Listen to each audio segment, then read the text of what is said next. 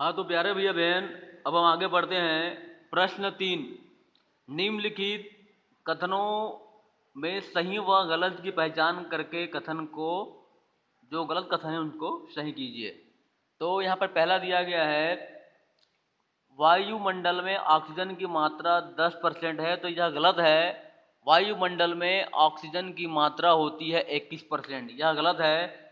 तो आपको सही करना है कि वायुमंडल में ऑक्सीजन की मात्रा होती है 10%। दूसरा है, पोटेशियम परमैंगनेट को गर्म करने पर नाइट्रोजन गैस निकलती है, ये भी गलत है। पोटेशियम परमैंगनेट को गर्म करने पर ऑक्सीजन गैस निकलती है, तो इसको सही करना है। यहाँ पे आएगा ऑक्सीजन। सल्फर डाइऑक्साइड के वायु में मिलने से वायु प्रदूषित हो जाती है, बिल्कुल सही है। गुब्बारे में वायु दाब उसमें भरी वायु के भीतरी दीवार से टकराने के कारण उत्पन्न होता है, ये भी सही है।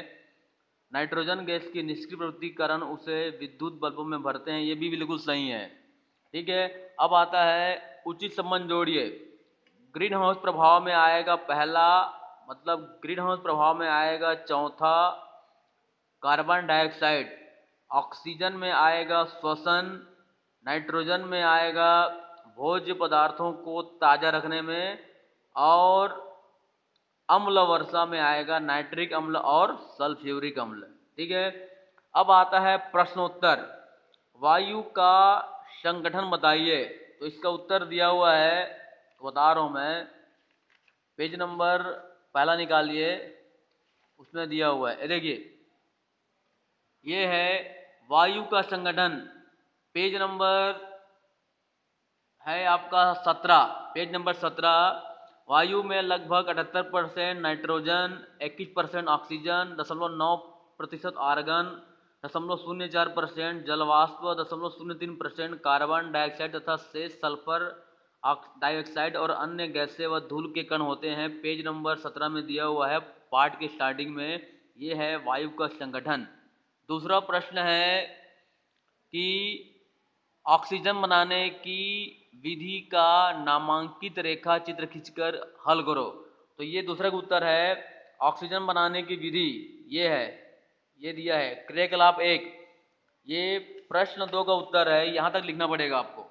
ये है ऑक्सीजन बनाने की विधि का सचित्र वर्णन, प्रश्न क्रमांक 2 का उत्तर है ये। क्रियाकलाप 1, क्रियाकलाप 1 प्रश्न 2 का उत्तर है।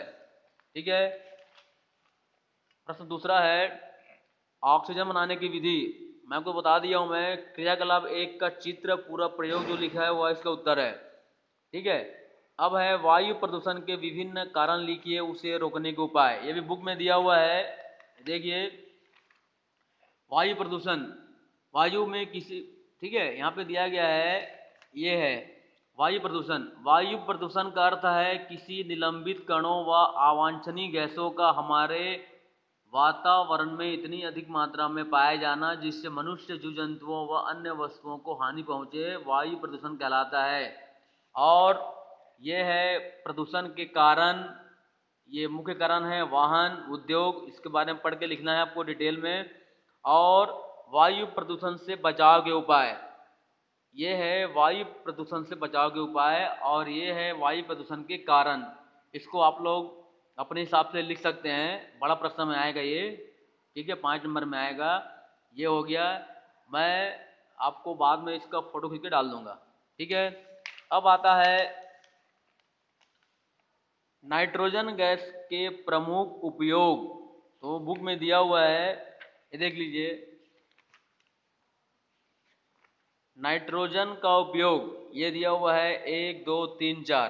ठीक है, ये है नाइट्रोजन गैस का उपयोग 1 2 3 4। मैं इसका फोटो खींच के डाल दूंगा, मैं, आप लोग यहाँ से लिख लेंगे। अब है अगला प्रश्न है, अम्ल वर्षा क्या है, हमारे लिए किस प्रकार हानिकारक है। ये भी बुक में दिया हुआ है, देखिए अम्ल वर्षा, ये देखिए अम्ल वर्षा। अम्ल वर्षा किसे कहते हैं यहाँ से लिखना है, और उसके प्रभाव क्या होते हैं ये यहाँ से लिखा है। इससे हानि क्या होती है, इसके ऊपर क्या प्रभाव पड़ता है, ये दिया हुआ है। ये अम्ल वर्षा है और ये इसका प्रभाव दिया है, इसको आपको लिखना है। ये आपका पूरे 5 प्रश्नों का उत्तर मैंने बता दिए हैं, इसको आप लोग लिखिए, बताइए और मैं फ़ोटो खींच के डालता हूँ।